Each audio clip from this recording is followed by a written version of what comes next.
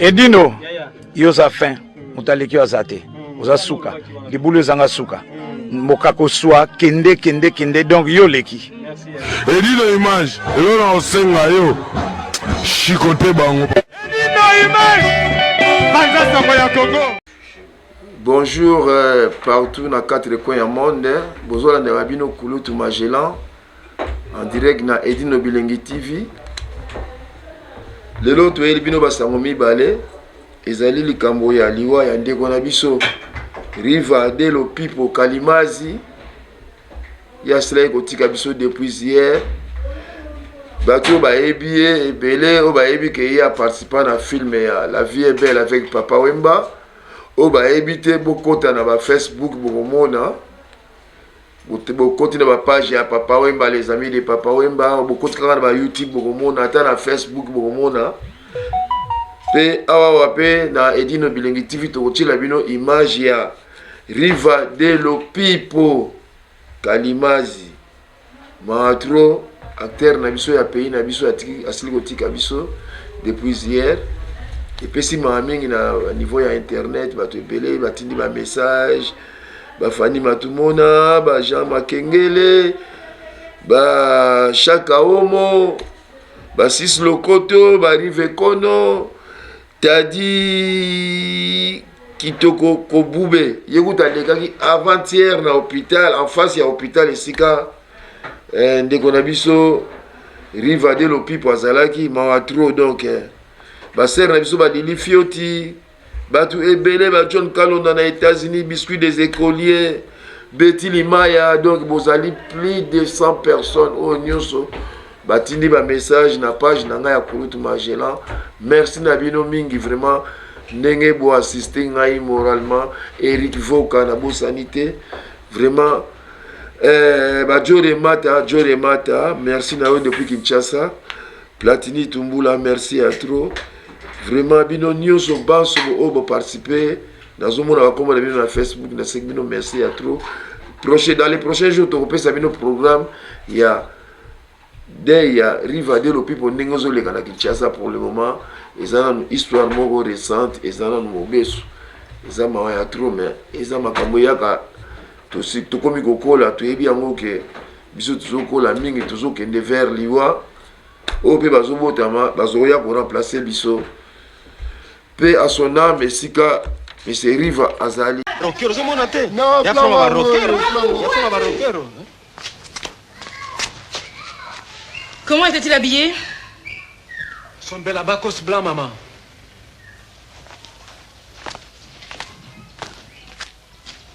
Tiens, lave ça.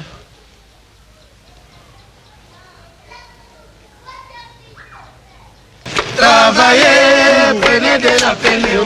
C'est l'effort qui manque les mains chez moi. Avec ça, il va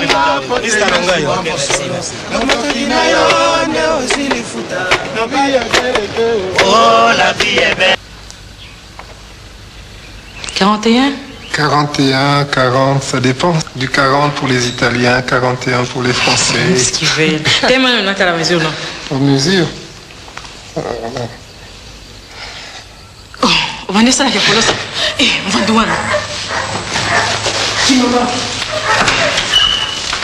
Mandigari, la vie augmente. Ah, mais c'est trop cher. Maman Dingari, j'ai une grande nouvelle. Nous voudrions officialiser les fiançailles de Kourou et Kabibi. Quoi? Avec un musicien? Jamais. Tant que je vivrai.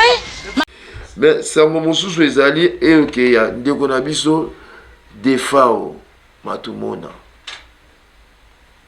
Oui, pesi mawana monde entier. So côté na YouTube, na Facebook, ba réseaux sociaux nyonso, on ne parle que de monsieur Defao. Ba succès nyonso ya sala na mboka na biso, ba voyage ya sala nyonso tozomona. Mais boyebi ke lobi na sola ki hier depuis Kinshasa nga laza na Paris. Hier na sola ki na vie na biso Adio Salemba o boyebi ka koyi mokonzi monene na ba groupe ba musicien na Kinshasa kuna na RDC. Alors aibisa ki ngai bazo kende je crois dans les 53 personnes comme ça bazo voyager lelo mercredi oyo le 5 bango va voyager na Cameroun pour na ko retirer nzoto ya ndeko na biso d'effort pe ba mema yango na Kinshasa. Bazali 13 musiciens au va voyager. Ba ministre baza na kati to éviter ba ministre so ba ki vraiment ko sala fenani ni kuna. Ils ont un cadre de mission de service na bango. J'espère que va profiter ba kuta na pe na ba autorité ya Cameroun bongo ndenge ba ko sala ba démarche kuna simande ba ko mema dei ya ndeko na biso des fois au matumona na niveau ya Kinshasa. Espérons que matanga ekoleka na kimia et d'ailleurs dans les prochains jours boye bayango ke basango boyo kaka oh des fois oh azalaki chauffeur ya monsieur Kanambe donc tozali na ba information exacte dans les prochains jours bokozwa émission mobimba na ba témoignage ya bato bazalaki na des fois oh, depuis Tanzanie, États-Unis, Angleterre, bokoyoka ba version exacte réelle ya makambo wana ndenge ezali. O ebele bele balobi na bino na internet ezali makamoko ya lokuta. Donc na bisi bino kala mingi te bokoyoba vérité, bo s'abonner na Edino Bilengi TV, bokoyoka ba vérité ya makambo nyonso ya vie ya defao ndenge elekela ndenge bakabona ngina ba mission na États-Unis, ndenge ba pasaki na Uganda, nyonso tina Londres, France, bokoye ba vie ya moko moko o bazalaki na groupe na e. Donc pona awa na Paris, boyebi ke matanga ezalaki na 1 rue Constantin na 94 000 na Vitry, mais désormais touti kozwa programme ndenge eko se passer awa dans Paris G Lites. So on a levé Lites pour on a zali kombo ya kala ya Paris, capitale ya France ezalaka Lites. Baye ko changer ngo ekomi Paris. Biso to na kati ya Paris, matanga eko banda awa na Paris le 8 janvier 2022. Eko zala na salon Diva Shana. Salon Diva Shana ezali na 5 rue Henri Bergson. Je répète, 5 rue Henri Bergson, 92 600 Agnières-sur-Seine. Ah, biso na France Tolobaka, 92 600 Agnières-sur-Seine. Matanga kozala le 8 janvier na salon Diva Shana, kuna na Agnières-sur-Seine, na rue 5 rue Henri Bergson. Matanga kozala lisusu le 15 janvier 2022, toujours awawa na Paris, na Agnières. Donc le 15 janvier 2022, matanga kozala lisusu na toujours na salon Diva Shana. Soki bokomi na pembeni to na mosika bozala mwa ba difficulté pona kokoma na salon Shana ou pona kolanda direction po bokoma kuna, bokoyi kobenga Jean-Marie Malomba. Ye azali proche ya defa o bazaki na mingi awa na Paris depuis Kinshasa na Selemba o na ba commune ebele bele batambolaka na Jean-Marie Malomba. Numéro na ye ezali na bayebaza na kati ya France 07 77 86 61 50. Je répète, na bayebaza na France, numéro ezali 07 77 86 61 50. Na bayebaza à l'étranger, so bolingi bobenga awa na France bokosala indicatif 0033 7 77 86 61 50 ou 0033 7 77 86 61 50. Voilà le numéro ya Jean Malomba. Soki ozui mwa difficulté, numéro musu ezali o ezali ya Bajak. Numéro na ye o na bayebaza na France bokosala 07 53 99 10 78. Na bayebaza à l'étranger mpona kobenga mese Bajak bokosala 033 plutôt 7 53 99 10 78. Baprogramme tozalaki nango na ndenge ya France yango wana. Mpona baza na Suisse nakosenga Edino Image yazaka spécialiste na baimage atiela bino séquence ya bato ya Suisse oyo bauti kotindela biso na ami proche producteur ya mese Defao Matumona oyo abengami na kombo ya Biga Tsumbu.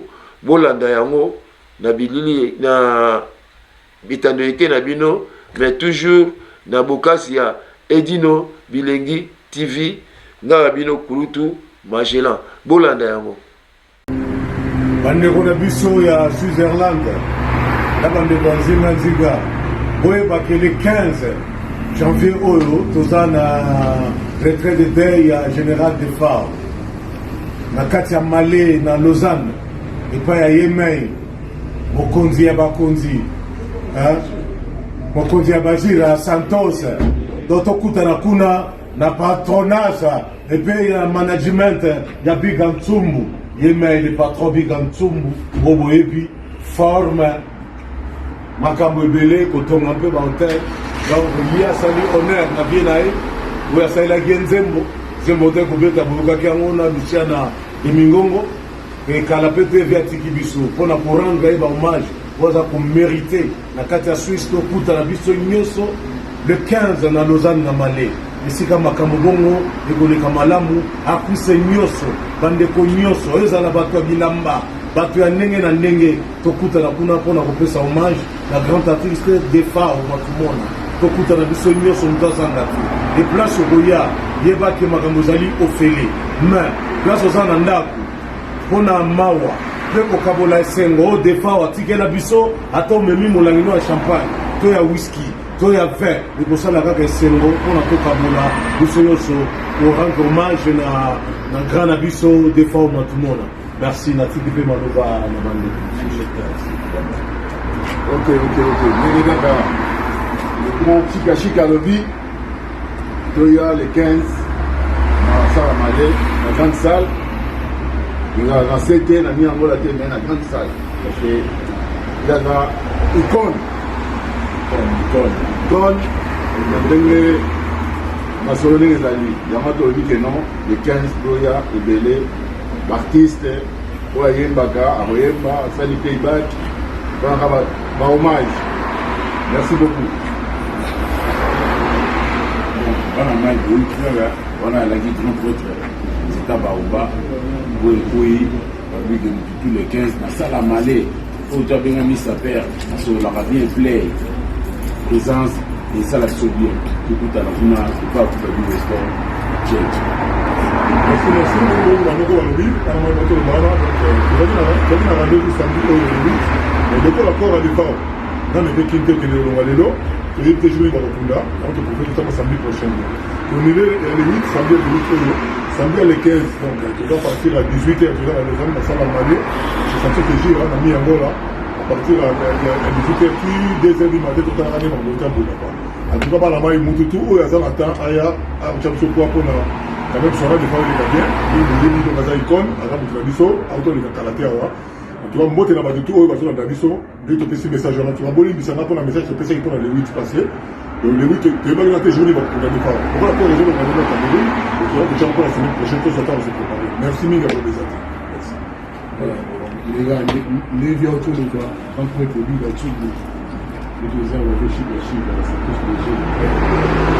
On va délimiter par contre du Weston, récupérer un complet, on va laver l'aide, les vieux autour de toi, on a des lots montés, on sauve ça, un peu de gaz, tous à la rave, tout un peu de mobile, toi tu sais tous, tout le monde tout le Merci beaucoup. Tokutana kaka le 15 janvier oyo 2022 mpona korendre hommage na vie na biso na onoko na biso na yaya na biso na leki na biso Defao Matumona artiste monene ya Congo. Merci.